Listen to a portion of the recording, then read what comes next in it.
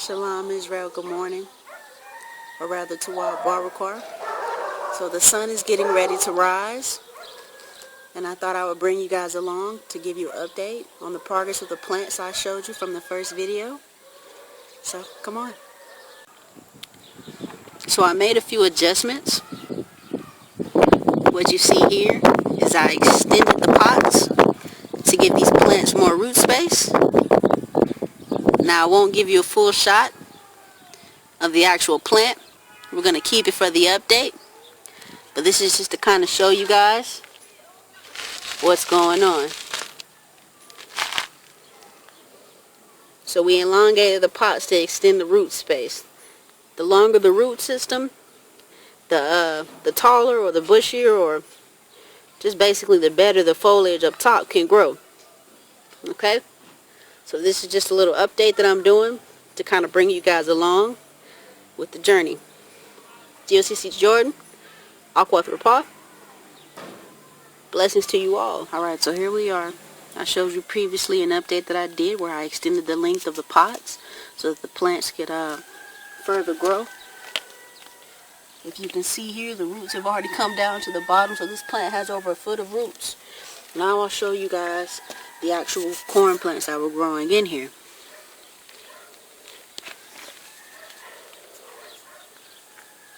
So these are the corn plants this far.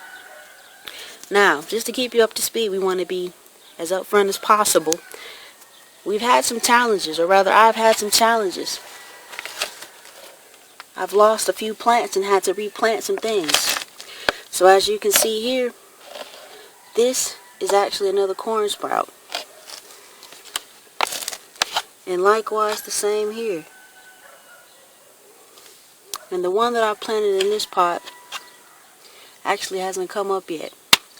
But this itself here is a new corn sprout right here. But these are how the first ones are doing. They're growing very well. And I don't know how much you guys know about corn plants. But for instance, this here. This is growing out the side of this corn plant. Corn plants actually make more corn plants. But what this is called is a sucker. So it's sending out an entirely new corn plant. And what suckers do is they actually stunt the growth or the height of the corn plant because it's using energy to grow this. But considering a corn plant only gives you a maximum of 2 per plant, and depending on how closely they're spaced, 1 per plant, I figured I would go ahead and let the suckers grow out of there to maximize how many corn plants per space. And if I only get 1 per plant, I would have still yielded more than to let them grow full height and get 2 per plant with 2 in each pot, if that makes sense. So some more of the challenges that we faced. As I mentioned, inclement weather killed off a substantial amount of certain of my plants. For instance, these herbs here. Now you guys didn't get to see how well they were growing in, but you can see some of the things that died. For instance, this is my fennel here that's dead. I lost my cilantro and my chervil. So some things are growing well, some things didn't make it. These are the bean plants that I showed you guys. I extended the pot for these as well, and as you can see, the roots have come down to the bottom as well. So this actually went through some things dealing with the weather. If you look under here closely, you have some foliage that's dead, but it's coming back up to full speed. So praise AHAYAH for that. Now these beautiful things you guys didn't get to see. There was a plant that I told you in the first video that had not sprouted. These are my tomato plants. These 4 beautiful plants here. These are all tomatoes, and what I did is I just extended the bottoms. Now in no way am I saying that how I extended it is the best. This is primarily an experiment. Okay? There's multiple ways to extend pots. Of course, there's more conventional ways as you've seen, but this is just an experiment to see what's going to work well for me. What we have here in this pot is actually corn sprouts. These, not corn, I'm so sorry, onion sprouts. These are red onion sprouts, okay? They hadn't come up before. This is the pot of carrots that I was showing you guys that had just barely begun to sprout in the beginning. They're doing absolutely amazing. And then the background here, this plant, is the okra plant. Now I had many more okra plants, but they're not actually upstairs. I decided to continue on with one for space's sake. You guys can understand. This ring of plants here, if you can follow along, these are all bean plants. And as you can see, they're flowering. Beautiful purple colors, kind of hard to see. To show you something that's a bit further along as far as flowering goes, some of these are actually producing the stalk. Like this here. This is the beanstalk growing. Now in the first video you didn't get a chance to see the pepper sprouting. This one with the purple stalk here is a purple cayenne pepper. Both of these are purple cayenne peppers. This one is a devil yellow pepper. They took about 3.5 weeks to sprout, so you can imagine the patience that was required for that. If you guys remember my asparagus plant I showed you, this is the asparagus plant now. Now, as you can see, here we have a whole new node growing. As I remember, I told you, you can get primarily about 5 to 6, really unlimited number of asparagus from what I know from one plant. So here's one, here's a whole nother plant, and here's the third plant. So it's already given me 3. Okay, guys, these are my cucumbers. Now, all the plants are small because they're root bound. They do not have enough space to go to their full height. So they're maturing faster than they're supposed to. Now, as you can see here, this is my cucumber vine. Significantly smaller, but it's flowering very, very well. Beautiful yellow flowers. And if I can get a shot here for you, this here that I'm pointing to, if you can, I'm sorry guys, this is an actual cucumber right here, the small green part. Okay, this is the watermelons from the beginning, guys. Just now beginning to vine, but also fruiting. I'm going to let some of these vine and some of these, I'm going to let some of these fruit and some of these I'm going to make vine before I let them fruit.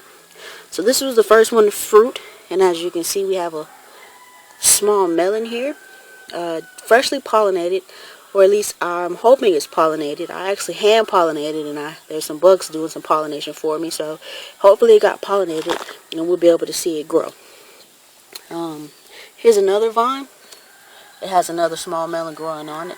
This flower that you guys actually see today will open up today, and these other flowers that you see developing here will open up. So hopefully today that this one, when it opens up, will get pollinated as well. But these other 2 plants here, this one and this one, I'm going to make vine. I'm not going to let them fruit immediately. Now, you guys didn't get to see this one.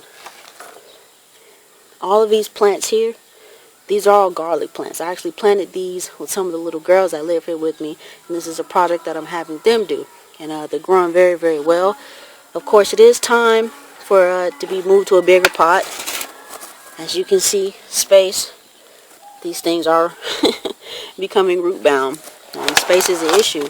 Now guys, I don't want you to think because these plants are smaller that they're failing, because honestly the intentions were to get things started here and to transfer them over to the wilderness in due time, but I just didn't want to waste the growing season, so I decided to get them started here.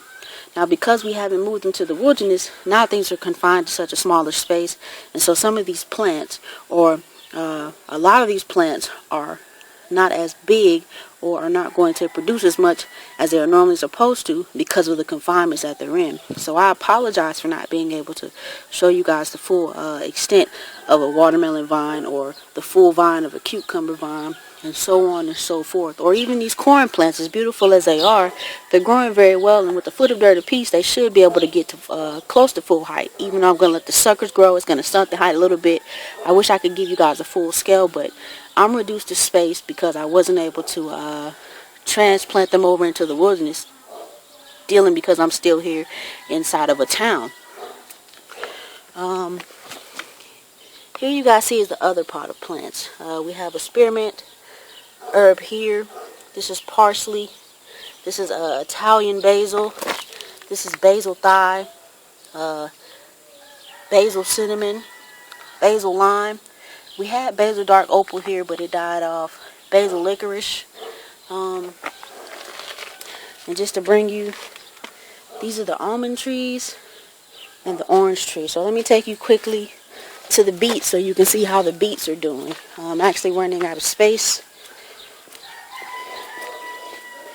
These are the beets that I showed you guys before. These two in the middle are doing absolutely amazing. They're beautiful.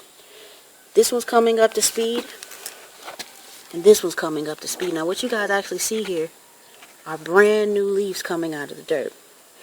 Okay, and this is actually a garlic plant that I planted with these. This is the original node that I planted, and this is the additional clove that is grown. So you all remember before the compost pile I had started that was laid out on a bag? Well, eventually I moved it into this bucket, and it's still breaking down, but just to kind of show you guys the process of what's going on here, because some people have actually never seen food break down organically into dirt. So I just want to kind of show you how this is coming along. You can still see food bits in there. The pile still smells a bit when it gets wet and heated up, but you have to actually add moisture to it regularly, or just to keep it moist quite often. So as you can see, you got ants in there, flies, all the typical gross stuff. But I mean, it's a good sign when it comes to decomposing food, because high microbial activity lets you know the content or the nutrients. See this ant here? The nutrient content of your soil.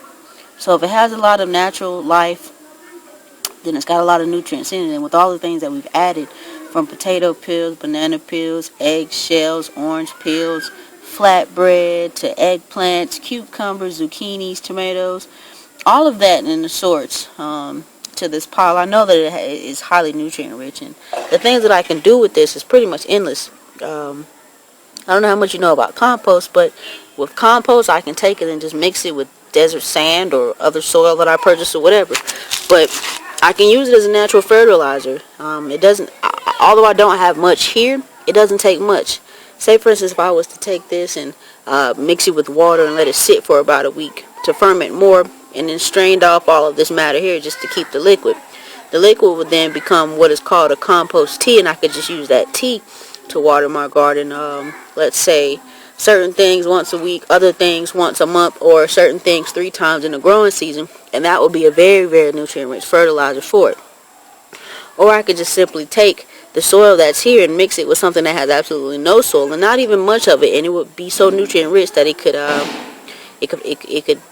sustain the life of the plant the entire growing season. So you don't necessarily plant in nothing but compost, because it has such a high volume of nutrients. That will be a waste, and it will probably shock your plants. To give you something equivalent, you think about perms with women. You have different strengths and different levels, and certain strengths your hair just can't take. It'll fall all out. Well, plants tend to throw tantrums just like that. I mean, a plant reacts similar to how you would. So just to give you an update to let you see what's going on here, I'll actually grab my shovel.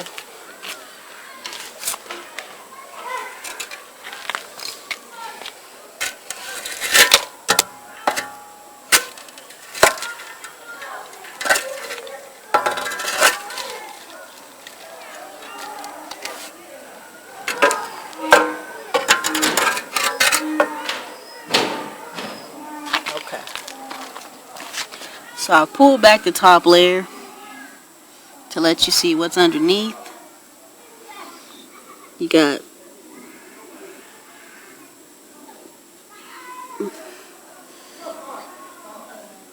some fly larvae trying to run and hide down there, but you can see that in the middle it's nice and moist because there's water under the top layer. The top layer gets the most sun, but the middle is still cooking and breaking down.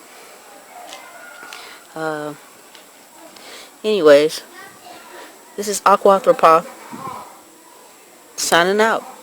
Blessings to you all. sun is set. And I just wanted to kind of show you guys the things that go on with the plants in the desert. So these are the beets I was growing.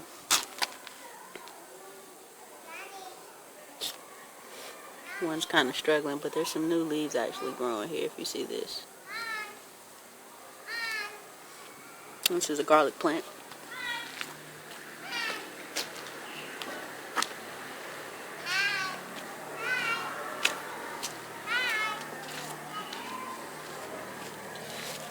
Now, none of the plants I've ever grown in the States have actually ever done this before, but I thought this was kind of interesting, so I wanted to show you. These are bean plants that I'm showing you. And from a top view, they probably look kind of droopy, as if they wilted.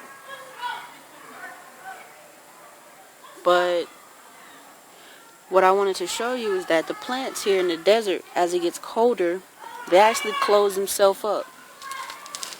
Even the tomatoes.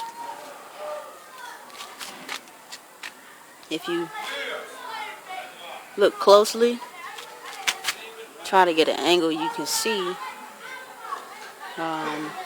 You see this leaf is normally open like this, but it closes itself.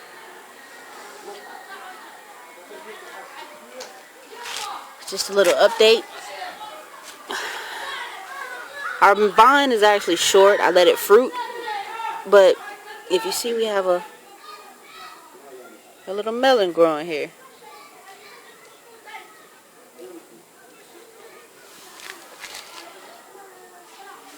This is a cucumber vine. It's smaller too because of the root space, but you see that's flowering in there as well. It's actually full of flowers. And the beans, I let those flower as well. They'll produce beans for quite a while. But it's flowering also. It's a beautiful purple color. Anyways, just trying to keep you updated as to what's going on. Alright, Shalom. This is GOCC Jordan. This is Sister Rapah. I want to kind of show you guys what's going on. So, my entire garden here, a lot of things in here are blooming entirely too soon. For instance, this watermelon vine here that I showed you guys earlier. But the problem that I'm actually going to address today are these tomato plants here. Now there's 4. Here's 1. There's 2, 3, and 4. These plants are blooming entirely too soon. And so what I'm going to do today is just cut off these blossoms. So if you look here, these are where the flowers will grow. These are the flowers. This plant is not even a foot tall yet. And it's blooming flowers. And these are very special tomato plants, considering that each tomato will be 2 pounds a piece. So we're just going to go ahead and cut these things off. Excuse me.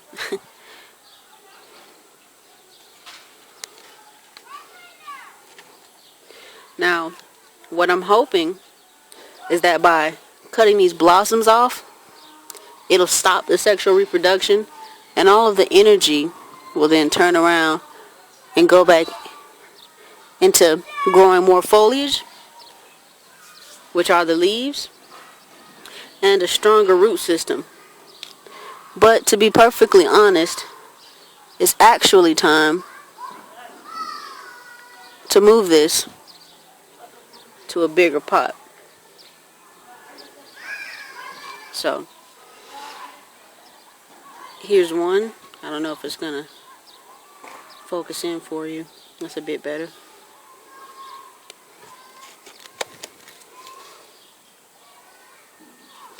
I think that's all this one has.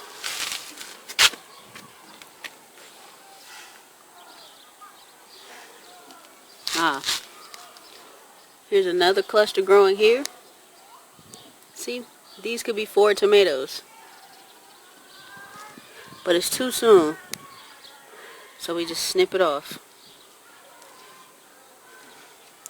Now this is something that's going on in my entire garden. But when I do an update, I'll show you guys, you know, what's going on with the rest of these things.